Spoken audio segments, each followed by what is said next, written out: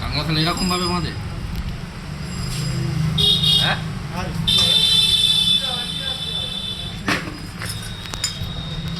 দেখতে পাচ্ছ ভাই নদী থেকে কাঁকড়া ধরে এনেছে, তাই তো?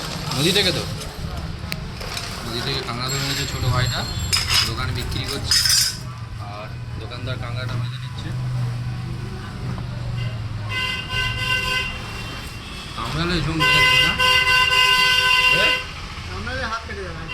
টিটি নাই নিতে হবে। এর এত ক্ষমতা, আগুন কেটে দেবে পুরো।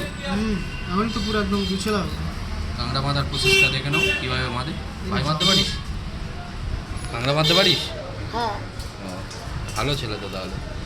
আচ্ছা ধর দেখ সে বাঁধা অবস্থায় এই কারণে ইয়ে তো খোলো চা করছে।